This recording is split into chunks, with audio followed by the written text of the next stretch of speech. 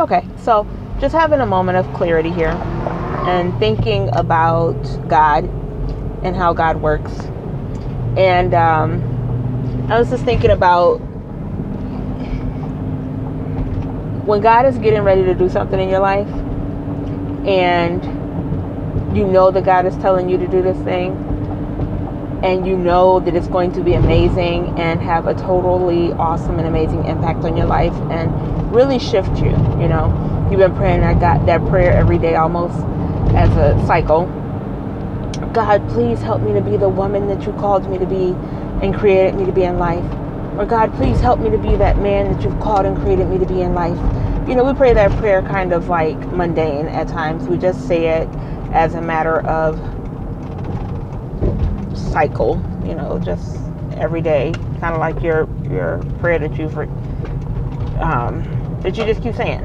But the reality is that even though we just kind of say it without thought at times, it's something that we definitely still want. And so with that being said, I think about, we say that prayer, and then God's like, all right, bam, here you go. Opportunity is presented itself.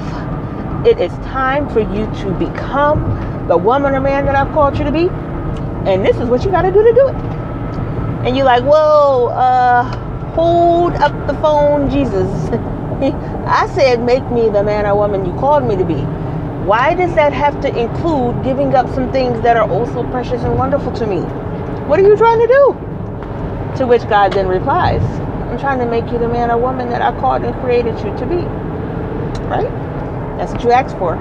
That's what I have on the pathway for you. But to get there, you need to do X, Y, and Z. That process is never easy.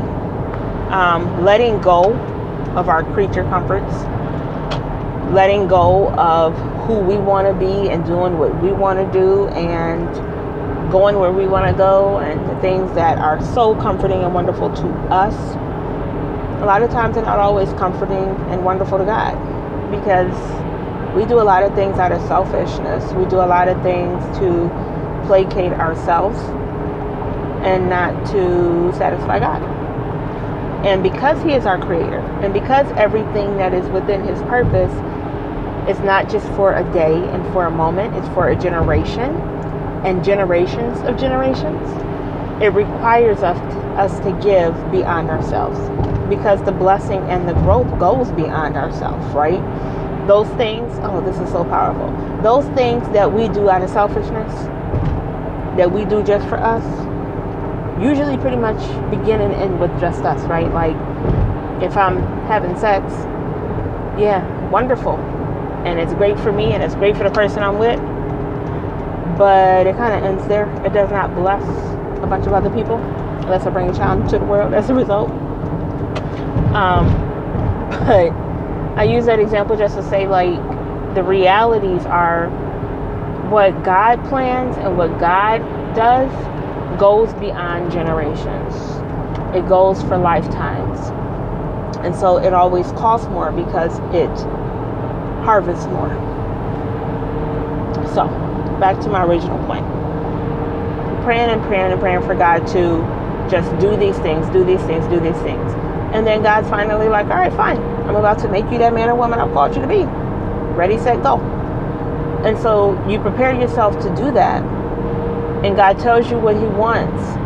And He's like, okay, but this is what you got to let go. And you're like, no, that's going to cost me. Like, that's going to hurt. I love that thing. Like, I don't want to let that go. Like, are you kidding me?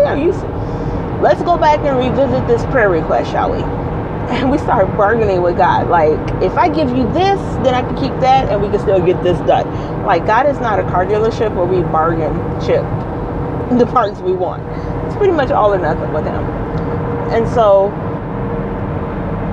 as we're going through that process of bargaining, we eventually either decide to keep all of what it was we wanted to start with, and we just kind of ignore the calling that God's putting there, and that usually eats us up. And we end up using a barrage of things to kind of meet that need in very unhealthy ways. Sex, drugs, alcohol, Sometimes it's things that are not so unhealthy. It might be running.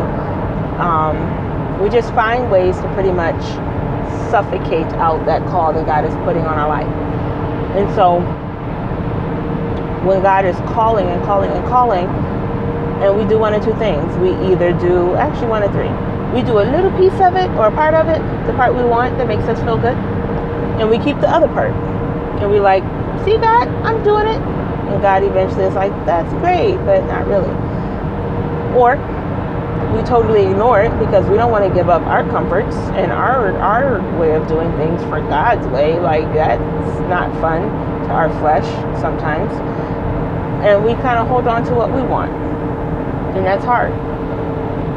And the consequence of that is that we end up closing off and walling up to God because we're ignoring his voice. So we ignore him so that we're not hearing that voice, and we can keep doing the thing that we really want to do. It's not a good outcome. Because then you end up wilding out somewhere. Something falls out until you hit bottom. Or you decide to turn around before it gets there. Or the third choice, you go ahead and you hand it over. And you do what God's calling you, and you reap the benefit. And you get there. It's kind of like that Israelite situation. You know, they embarked on a 40-year journey that was supposed to take 4 days, you know, because they did not want to just hand it over and see themselves the way that God saw them and follow the direction that God was giving them. They wanted to do it their way, and their way cost them a lot of people they loved. Their way cost them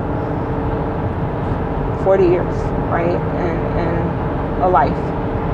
So the imagery that comes to mind, it's kind of like we've all been in a situation where we've had a wound of some sort, and we have someone there who's trying to help us to take care of the wound, right?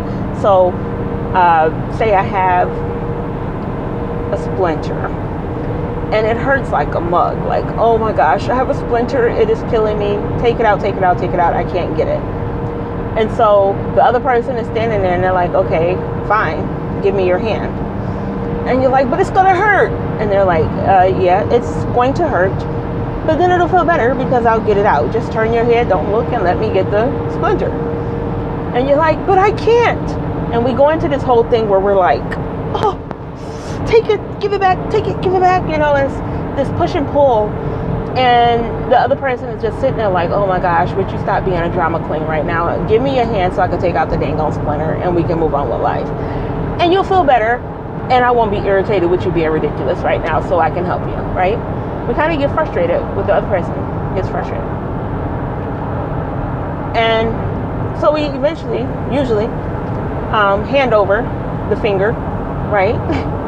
And they pull out the splinter, and it hurts while they're pulling it out, and then it feels better. Like there might be a sting, it might hurt for a little bit, but nothing compared to the sting from before, nothing compared to the pain from before. It feels better and it heals, and we're like, whew, man, what a relief it is. The splinter's gone, you made it better, thank you. And the other person's like, duh, I knew it was gonna be better, you know. Now your finger's healed and we can move on with life. And it's that way when we're with God, you know. It's like God is like, you want this thing, I know it'll make you better, I know what it takes to help you, I know what it takes to get you there, but you got to hand it over to me so I can take care of it. And we're like, no, but it's going to hurt. No, but I'm going to miss it. No, but I don't want to look. Just take it, you know. And we either choose to submit and just hand it over and kind of do this whole wait and see type of deal. And then we take a sigh of relief because it's so much better. And it's not always easy, but the benefit is amazing. And we get what we've been praying for. A step closer to being that man or woman that God has called us to be. Or we hold on to that mug and we like live in that place for a long time, or we live with the scar and we start to expect that it should hurt. We start to expect that I should always feel this pain. The reality is that you don't have to. You're just choosing to hold on to it. So I just challenge each of us today to kind of find that thing that we're kind of about right now, like, oh God, I know you're telling me to hand it over, but I really can't. I challenge you to hand it over, because the freedom that you will feel is like when that splinter is gone, or when that wound is taken care of and it's relief, man, it feels so much better. You can breathe again. I challenge you to that, because there is power in letting go of the things that hold us. There is power in letting go of the things that are keeping us to being one step closer to being kingdom men and women in God, and just following the steps. Like when we get to a point where he gives us a new assignment or the next level of assignment and we don't take it, we hold ourselves back. So I definitely challenge myself, along with you, to just seek out God and seek out what that place is that he's calling you to hand over, so that he can work it in your life and bring you to a place of healing and strength, so that you can be who he's calling you to be a little more. Thank you.